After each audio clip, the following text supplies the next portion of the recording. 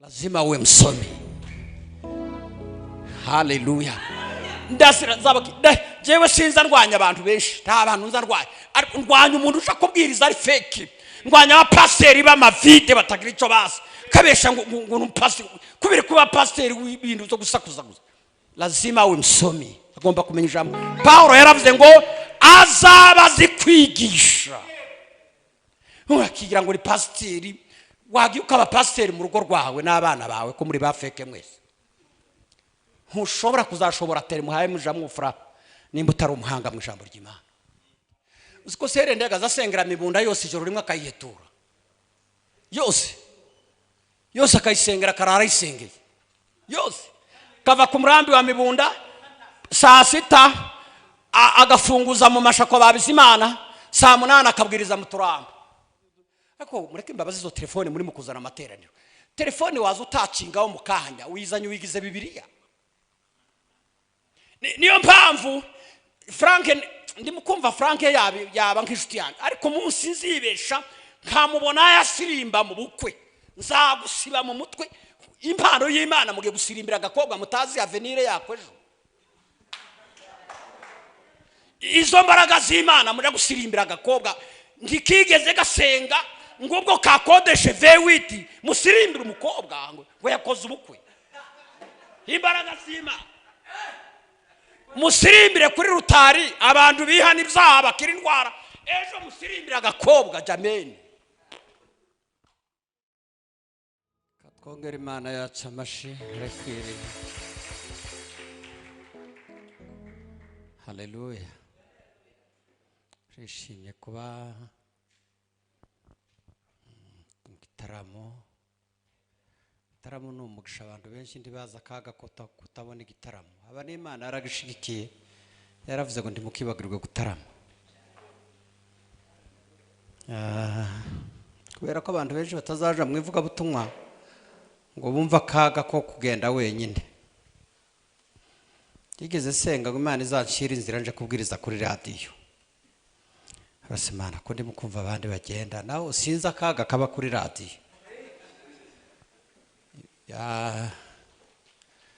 Nja kumva itangazo rivuye i Burundi, munaramba magara nitwa Christome nkorera radio Vyizigiro. Hari umuntu watanze amahera ngo uzaze kubwiriza kuri radio Vyizigiro. Aravuga ni baye gitangaza. Agenda ngeze i Burundi bamfungirana muri sare njenyine. Mburu uwo nterera haleluya. Minota 15 amagambo nari mfite yose yarashize, kandi wari wishuye ngo yarishuye amasaha 2.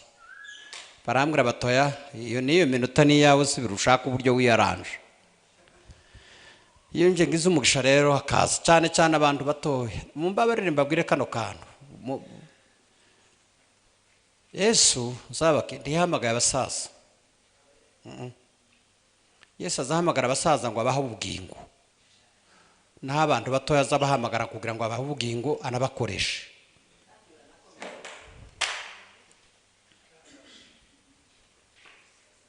Mwumvishe ko batandukanye. Imana izihamagara abantu batoya ngo ibaho ubugingo hanyuma basubire bayikorere.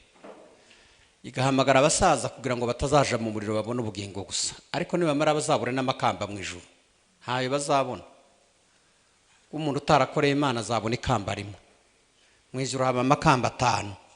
4 ni amakado y'abantu bakoze, naho rimwe rizahabwa cya gisambo cyo kumusaraba n'abana bapfuye b'abakristo n'inda yavuyemo y'umukristo kandi mupagani. N'umuntu utagira icyakoroza agategera gusa azahabwa ikamba rimwe, nta nyenyeri rigira ryo ntaryo. Kandi ubundi ushaka ko kuvuga muri ino minsi imyaka hafi 4 nafashwe n'umutima wo kugira ngo nsubire ninginga abandi dusubire dusaba imbaraga, ko nasanze hari igihe tubesha ngo turazifite kandi tutazifite.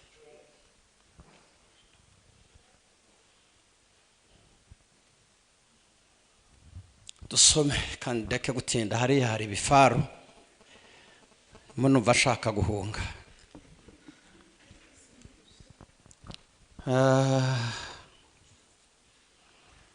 igitabo cy'abacamanza ibice 7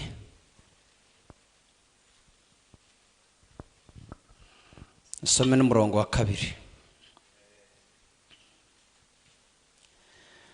Uwiteka abwira Gideyoni ati abantu muri kumwe bakabije kuba benshi, nicyo gituma ntemera gutanga abamidiyani mu maboko yanyu, kugira ngo Abisirayeli batanyirariraho bati amaboko yacu niyo yadukije. None genda uje imbere y'ingabo urangurura uti, utinya wese muri mwe agahinda umushitsi nave mu misozi y'Gileyadi atahe.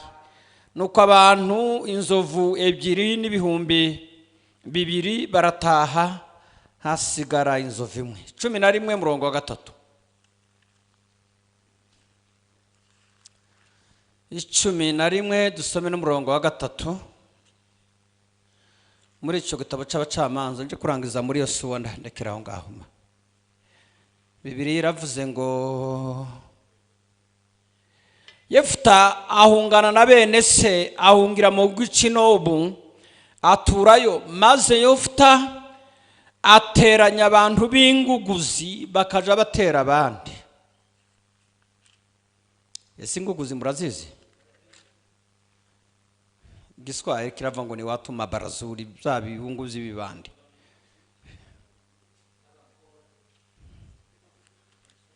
Cumi na rimwe na burya narindi hano niho nasomye naho niriwe niho mpa nsoma. Yosuwa 11 14 nako murongo wa 11. 14 murongo wa 11. Ubu ndacafite imbaraga nkuko nari nzifite wa munsi. Amen. Imana ishimwe ko tugize umugisha wo gutaramira mu banaziri. Ngize iminsi nsoma abanaziri ariko simbavuga. Imana izaruncira inzira nzabavuga. Ko hari abantu bahe bita za ministeri zimwe zitagira icyo zivuze, kandi abakuru baravuze ngo so ndakwanga ngo akwita izina ribi. Bamakuba, bamagorwa, bamayitaji, bamasumbuko.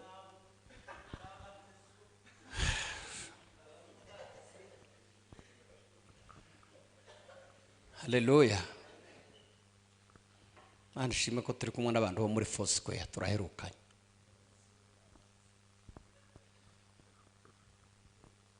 Nta kintu kibaho nzaba kugoranywa n'umuntu w'umunyabwoba utagira imbaraga.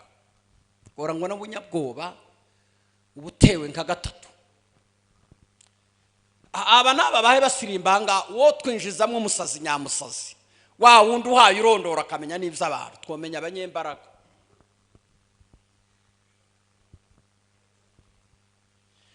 Burya ni Imana ikunda intwari.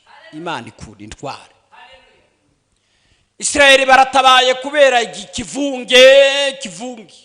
Imana avuga ati no, abangaba harimo hari abanyabwoba. Mubwira abantu b'abanyabwoba bose bahinde imishitsi nibataha. Ndashimira Imana ko nta kantu k'inyama y'ubwoba ngira muri ngewe. Ntako ngira.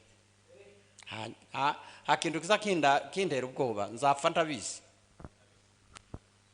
Aba ni ubuzima bwo mu isi busanzwe nta bwoba ngira.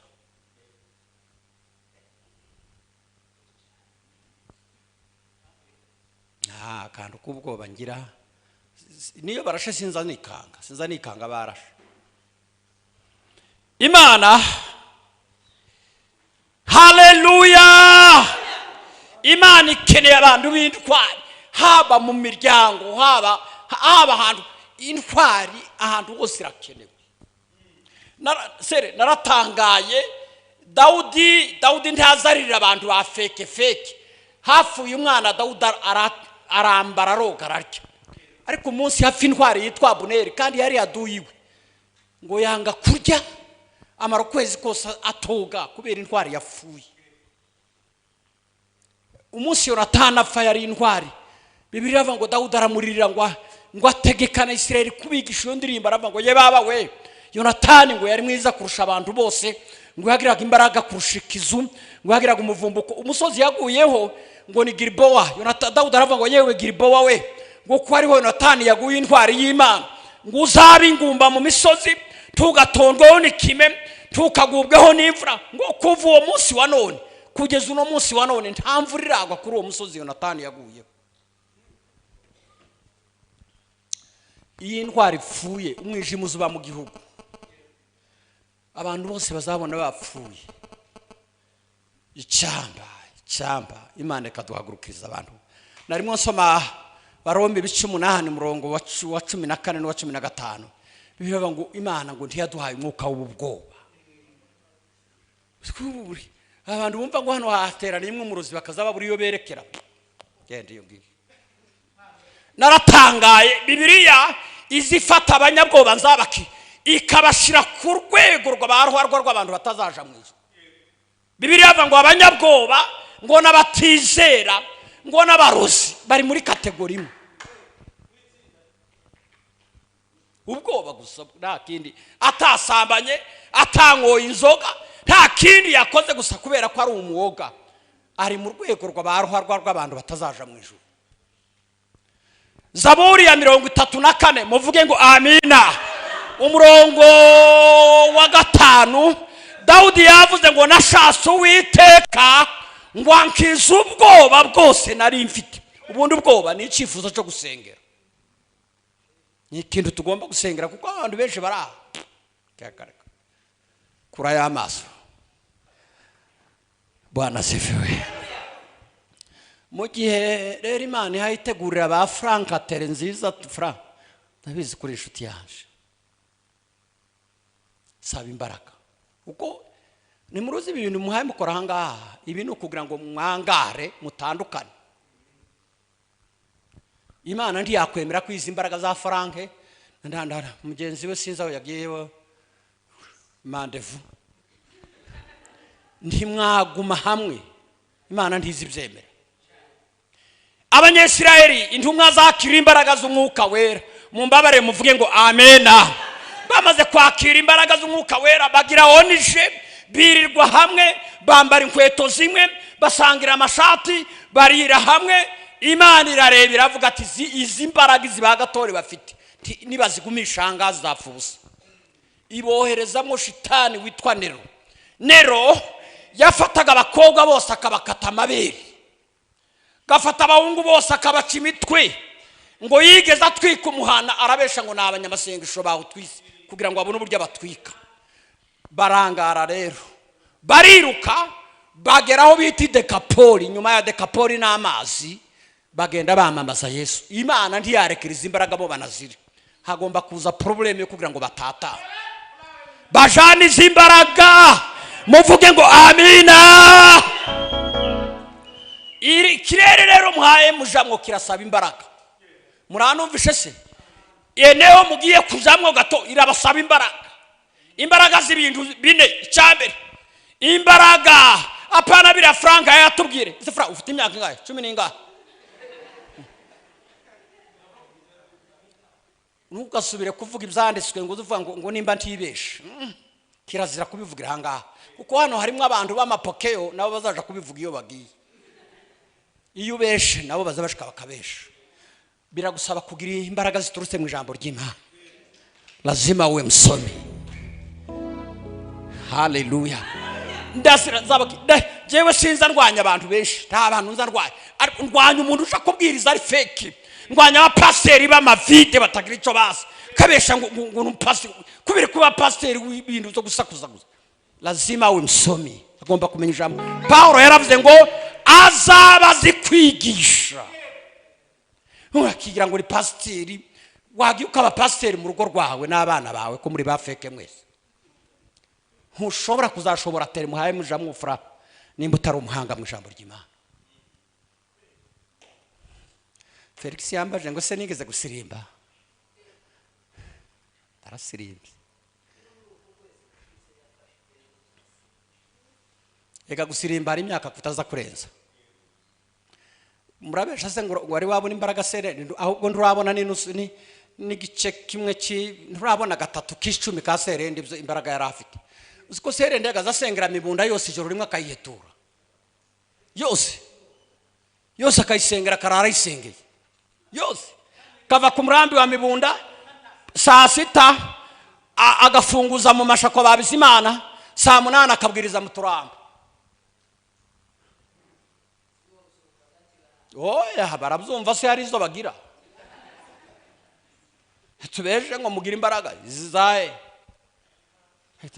hari imbaraga ufite, reka umuntu yaririmbaga korasi kamwe bakamuheza igitangaza bakamugira igitangaza ngo yabe ngo yasirimbye gusirimba ze niki yakoze. Dore ngaha nimba utari umusomyi wa Bibiliya nta mbaraga ufite. Nta muntu ugira imbaraga z'Imana atazasoma Bibiliya. Haleluya! Kandi mureke mbabwire ibanga, mureke mbamenere ibanga. Nimubona ntimumenye ijambo ry'Imana muri iyo myaka, mukabona murengeje ku 40 fini, nta muntu w'imyaka 40 uzawumva. Niyo mpamvu mu bana afunze Yesu yahamagaye nta wa 40 ni ma 23 bataragira amakode, bataratekereza umwana uja kwiga kaminuza, bataragira ubwo uzi ko musimba nkagira ngo mugiye gupfa. Narababwiye nigeze ndirimba amezi 5 ndarangiza. Ku itariki ya mbere ndaririmba burira ndarandirimba buracanirwa, ndirimba ukwezi ndakurangiza kwa kabiri, amezi 5 narayaririmbye mpagaze ndayasuza ndarayashuje. Ni ha devoir ndavuga ngo reka nsome Bibiliya, utu turongo twose ndadusoma inshuro enye ndazirangiza. Ndavuga ngo reka mpimbe gupfukama numve ko bikunda, ndapfukamiza umweru 3 narabimaze mfukamye gusa ntaza kurya ntanywa, ndapfukama bizumweru 3. Ariko bumbwiye ngo nimfukama amasaha. Nari mwonsoma abatambyi muri Bibiliya iravuga ngo umuntu nimba yeneje imyaka 50 ngo ntagakore imirimo ivunanye, mbese bamworohereze. Haleluya! Icambere nimba kugira ngo ubone imbaraga z'Imana n'igihe gihagije cyo gusoma ijambo ry'Imana. Natekereje no munsi Serenda mbona rinji wampa ico cyongereza muri mu gukinisha. Imana iziheza abantu ubutunzi ntibamenye ko bafite ubutunzi. Woheza Serenda icyongereza kibabise mu muhemo kinisha mwicisha na mwirwa muzenguruka muri mu banaziri, ejo muri Foursquare, ejo bundi muri Calvary, ngaho muri Yuza kare rompwe ni wa mamota azagongerwa. Izi mbaraga muhe mugenda mu marira amatorero y'abandi, muzaja kwitera hejuru ide zanyu n'impano zanyu zararangiriye gusirimba gusa. Iki ni igihe cyo gukingura ngo mwumve icyo Imana ishaka kuvugana nabo. Bwana sifiwe. Muranumvishe se? Iyi ni iminsi yo gutekereza. Salomo yaravuze mu gitabo cy'imigani 23 umurongo wa 7 ngo jinsi anavyowaza ndivyo alivyo, uko atekereza ni kwari. Umuntu arangana nuko atekereza. Buri hari umuntu uzawambara ukweto rw'ibihumbi 50 kuko niko atekereza, ariko hari umuntu uzawambara rwa 2 hano Kimironko ntashobora kwambara rwa 50 kuko mu mutwe we ntiyaba 50. Ukutekereza imbaraga ushaka nizimana izagira gute isago.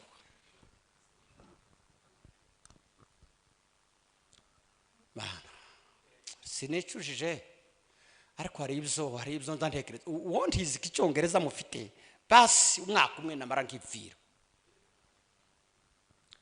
muzindi mimufanya ngaha.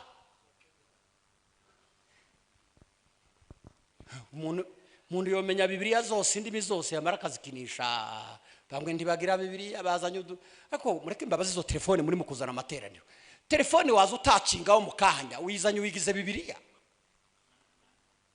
Niyo mpamvu Frank ndimukumva Frank yaba nk'inshuti yanjye, ariko munsi nzibesha nkamubona yasirimba mu bukwe, nzagusiba mu mutwe impano y'Imana mugiye gusirimbira agakobwa mutazi avenir yakwejo. Izo mbaraga z'Imana muri gusirimbira agakobwa ntikigeze gasenga ngo ubwo kakodeshe V8 musirimbira umukobwa ngo yakoze ubukwe.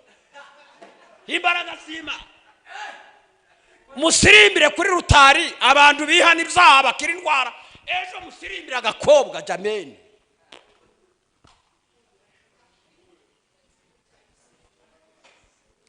Ubundi twakabaye umuhungu aza gusezerana n'umukobwa bakamusezeranya akarahira nyuma bikarangira.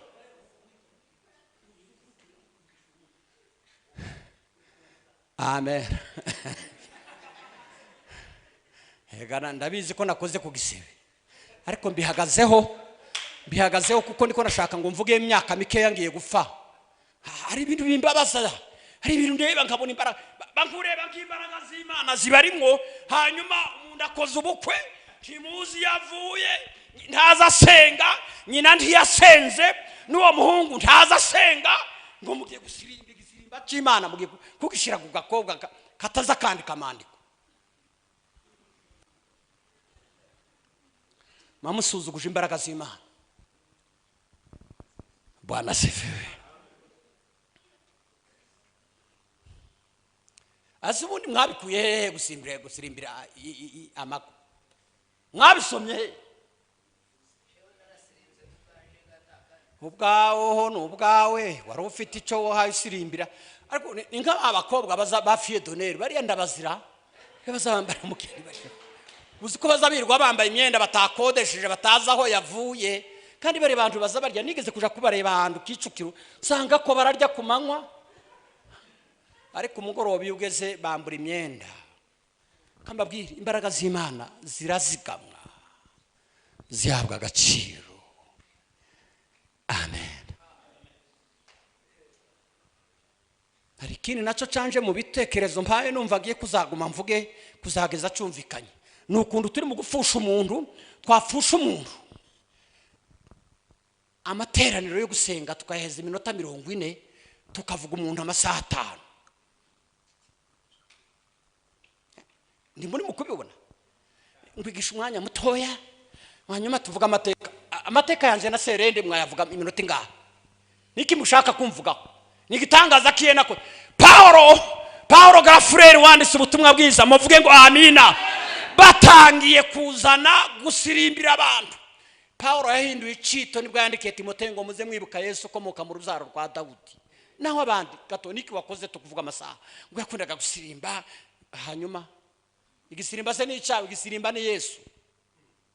Mukabaga ibindi kwirirwa muvuga abantu. Haleluya.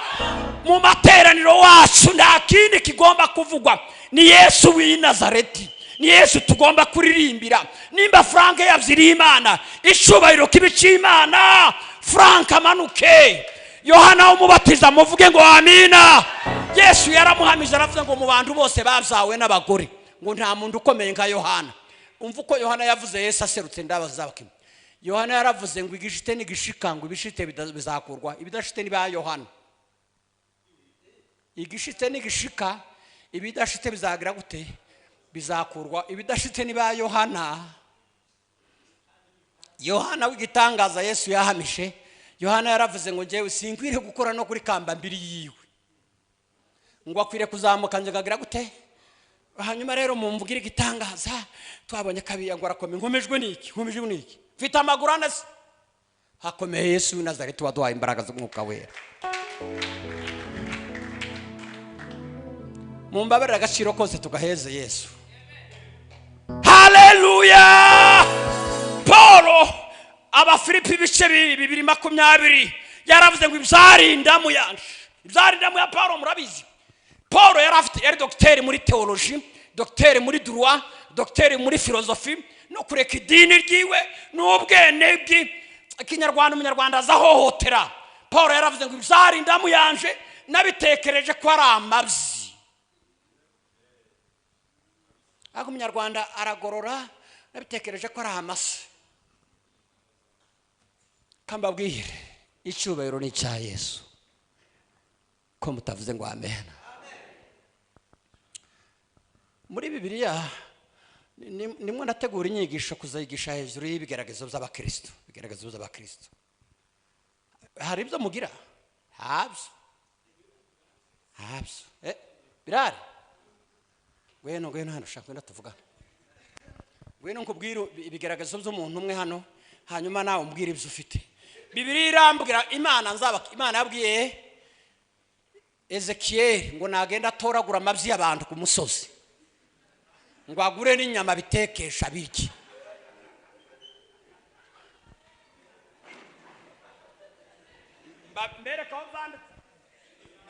Imana iramubwira ngo aryamire urubavu rw'imoso ngo iminsi 390 aryamiye imoso gusa adahindukira. Wabikora? Ndabigerageza ugira no butesi.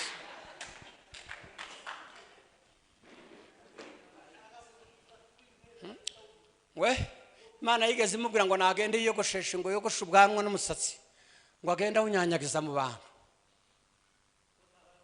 Yafushije umugore, yigeze afusha umugore Ezekiel ngo yambara imyenda y'ikiriwe kwa kundi umuntu azapfusha akigira ukuntu mbese umuntu akasa n'utazi ibyiringiro iyo tuzaja. Imana ngo iramuhamagara ati Ezekiel kumba mbona wakonje byahagenze betatu umugore yafuye. Imana avuga ngo genda wambare costume uje mu bagabo. Wafushije wewe. Umuhanuzi ukomeye ba muri Bibiliya utagira amakosa abaza bavugamwe witwa Hoseya yari afite gahunda yo gushaka nka kujya mu biherutse namwe. Imana mbwa ati nakuboneye umugore mwiza muzabana. Imuhitira indaya ziriya zo mu migina yitwa Gomeri. Yaranditse muri Bibiliya. Imana avuga ati nta wundi ni Gomeri. Hoseya umuhanuzi w'Imana uzuvuga urukundo rw'Imana gusa nta bindi azavuga. Hoseya araza asanga ninda arinda mu Giswahili bita ngo ni malaya karusha vumbi mbese zivuyeho. Iraza ngo irabyara ibyaye umwana isiga imujugunye isubira mu kabari. Imana ngo iramubwira ati se ko hagiye kugarura umugore wawe. Hoseya ati Imana indaya. Imana yamwe ngo genda arayigarura. Iraza ibyara umukobwa isiga imutaye. Imana yamwe ati genda uje kugarura umugore. Hoseya aravuga ati Imana arahananiye. Imana yamwe ngo genda umuzane. Aragenda aramugarura none ngo amubyare yaraye amubyaye amutera uruhinja wa gatatu. Hoseya aravuga ati Imana urangerageshe Imana. Imana yamwe ngo se wewe kuri mukumbwira ngo ningirire Isirayeli neza nanje barabaye indaya bafite uburozi bafite ibiheko. Kunaniwe kwemera Gomeri umwe njewe zemera Isirayeli imiryango 10 nayo yayisenga ifite ibiheko. Muri yereka mbabwire ntabigeragezo dufite. Mwe muri mukuvuga ngo ibigeragezo ngo nta akazi kandi ufite amaguru yombi n'amaboko yombi aci birabareba. Kanje gusoza narinje kubabwira ngo dushaka imbaraga z'Imana.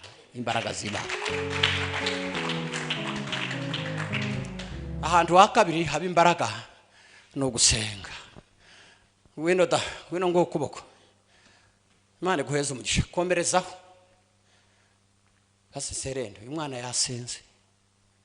yasenze arongera arasenga arasubira arasenga kandi birakunda Imana ya Isirayeli ikuye imbaraga zayo. Imana ziheza abantu imbaraga bigakunda iziguye kuko urazikwiriye. Kansabe sere ndaguhobere.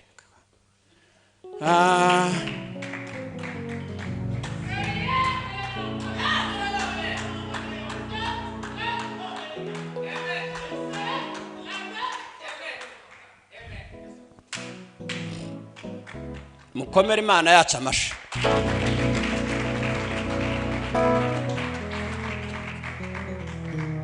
Imana imuheza imbaraga zayo. Ko mutavuze ngo amen. Imana imuha imbaraga. Mwavuze ngo Imana imuha imbaraga. Imana akwiriye imbaraga z'Imana apana utubaraga. Yatumye ndekereza ndaje tugusengere. Ba wicaye kuri iyo ntebe niyicara aho ngaho kuri iyo ntebe.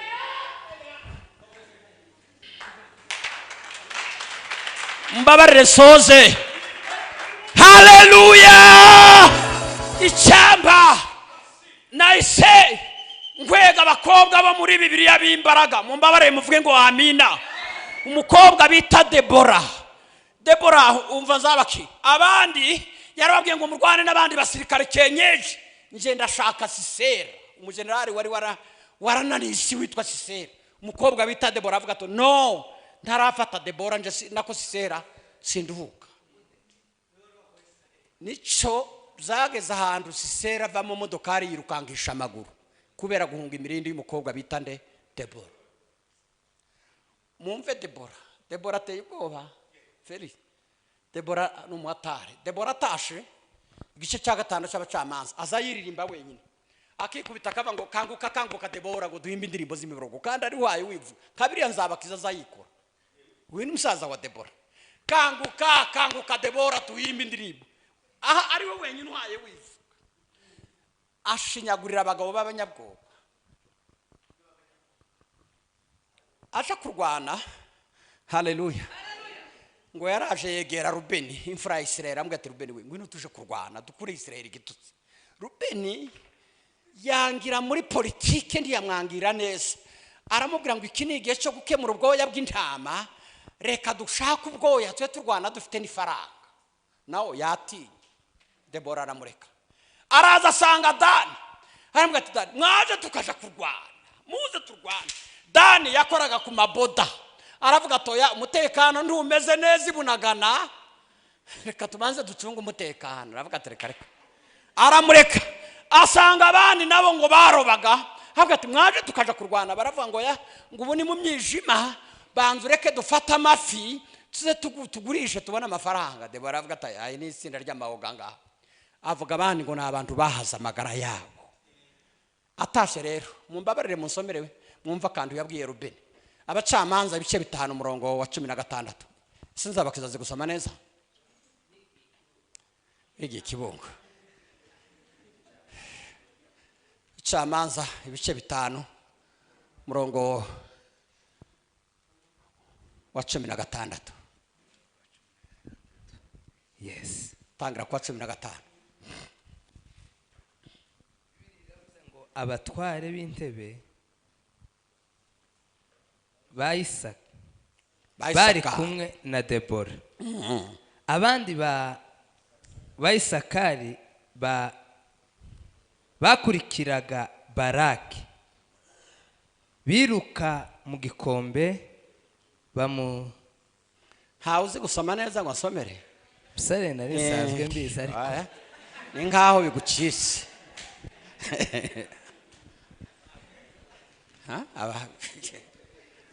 Abacamanza ibice 5 no ku murongo wa 15. Bibiliya iratubwiye ngo abatware b'intebe ba Isakari bari kumwe na Debora. Abandi ba Isakari bakurikira Baraki birukira mu gikombe bamusibaniraho. Ku migezi ya Rubeni umva agiye kubwira Rubeni nabi bahagira inama zikomeye. 16. Yego. Icyakwicaje mu mikumbi y'intama umuntu w'umugabo kwicara mu ntama abandi baye bapfa gupfa. Icyakwicaje mu mikumbi y'intama gupfa kumva imyirongi y'abungeri gutegera amafirimba abandi bari ku rugamba bagiye gusiri mureke mbabaza kagahungu kadasirimba kadasoma si umusirikare ntakora siporo karyama imbere ya se kakabyuka saa 4 kurayo nibwo bwa buhungu buza burwara malaria yagafashe reka gwafata sakane.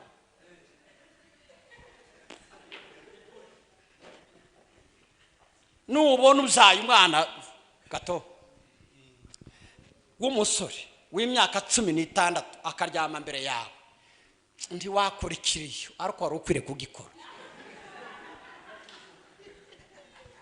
kakaryamira heba ndamuka. Umugabo umwe ngo yarwaye abadayimoni afatwa n'ibisazi babwira se yari umusore babwira se bati kanaka yarwaye kanaka yasaze bose nari ntunze umusazi iriya myaka yose ngo aratava mu biraro araza asanga bamuziritse ngo amukubita urushi hasi umuntu w'umusore azarwara bisazi umuntu w'umusore uravuga ngo baraye banize nijoro iyo bakuniza ubundi sumaze hikuza ukora ntuzi gutura amaturo, ntuzi uzinduka amateraniro, ni wowe uzi inyuma y'abakecuru, ntugira bibiliya, ntuzi aho baza bazigurira, na tacu utunze n'ituriya twa 40 twa okaziyo, kandi utuye i Kigali.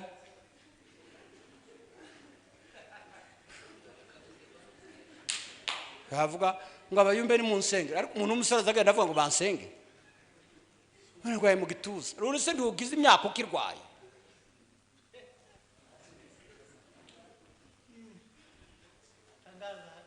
Washora imbaraga ziwe ukazishora ku bana b'intware bikagira inzira.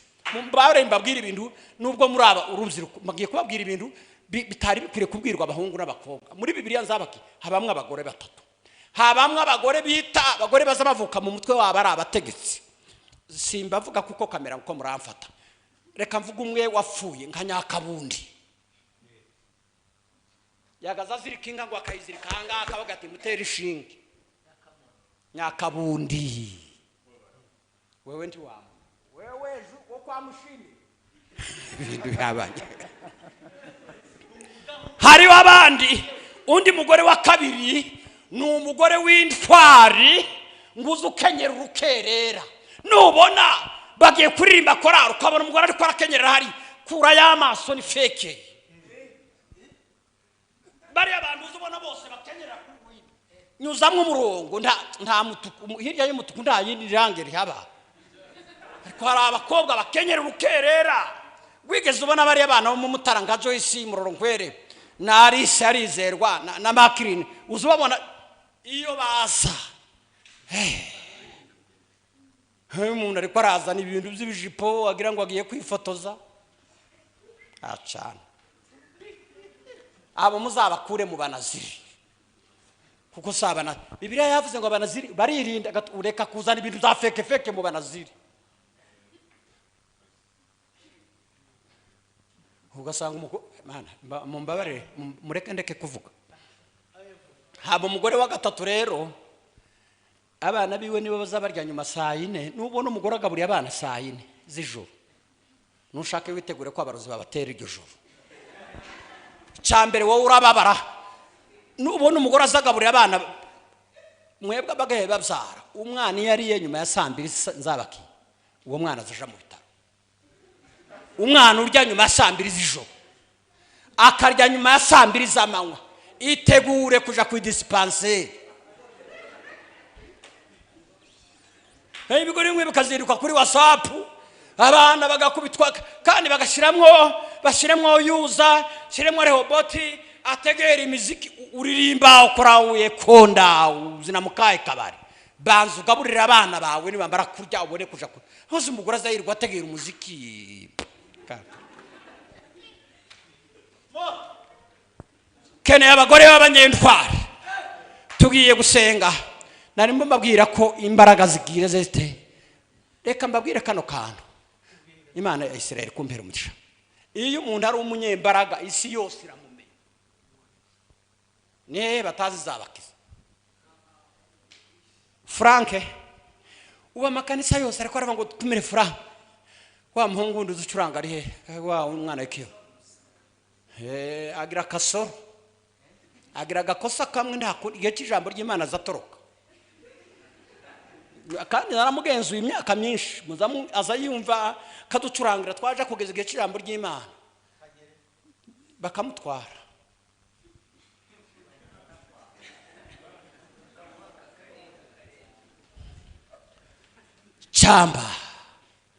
Cyamba kaba umunyembaraga. Mumbabari dushimire Serende so umunyembaraga.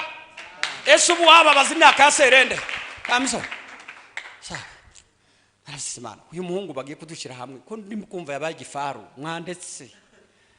Uyu mugabo uramuze urebesha amaso y'umubiri wavuga ngo afite nk'imyaka ingahe?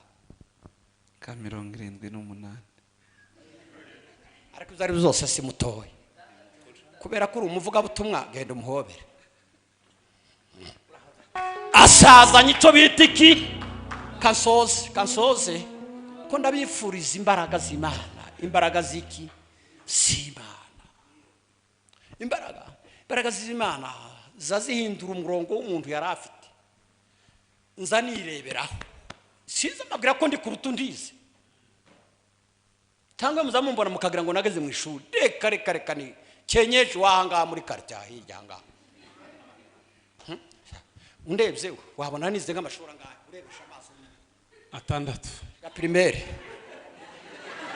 ni menshi mbabwira amashuri nize imyaka 4 ya primaire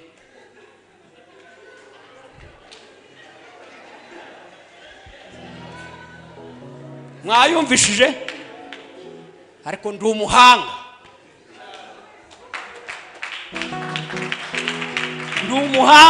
biteye ubwo nigisha theology nza nigisha amasomo abandi bose bazabatinya nigisha ibyahishuriye Yohana nigisha Daniel biriya bitabo byose biba muri Bibiliya ndabizi byose ndi umuhanga ariko byavuye nari nasomye ijambo rivuga ngo nimba hari ubuze ubwenge ngo nabusaba Imana nza kubwira Imana ngo Mana sinzavano ntarabroka Bibiliya ndabifuriza imbaraga z'Imana ndabifuriza imbaraga z'Imana ndabifuriza imbaraga z'Imana ndabifuriza imbaraga z'Imana ndabifuriza imbaraga z'Imana ndimo ndabifuriza imbaraga z'Imana hey haleluya kadusengereye umwana Imana ya Isirayeli mugirire neza kandi kuva hangaha igukure mu bakobwa bandi Imana yaguhamagaye igutandukanya n'abantu bakubuza bateza jamu Imana imukure udukobwa tw'inzererezi Imana imukure uduhungu tutagira gahunda Imana icecekesha ibitero byose abarozi bamwibagirwe abantu bose bakorana na Satani bamuveho mu izina ryande Yesu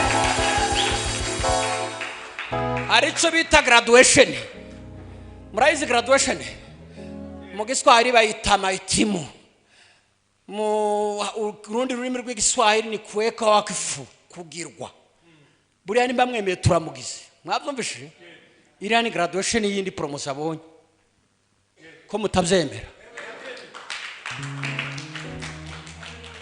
ngiye gutera ahantu 5 namara badushiriremo umuziki iminota nk'ibiri dusindirimbira iyo graduation Imana iduhaye muri iki mugoroba haleluya ese mwebwe abatitabye muri abasilamu batujemo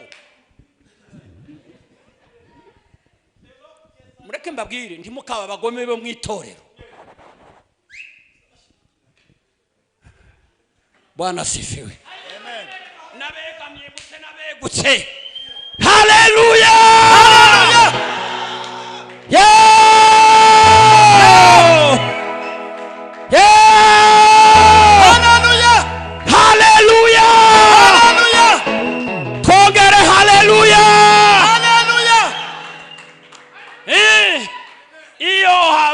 graduation habaho guserebra Imana iduhaye umukobwa uzaba nk'intwari dutegerejemo ibintu byinshi uzaba umuntu ukomeye mu miryango yayo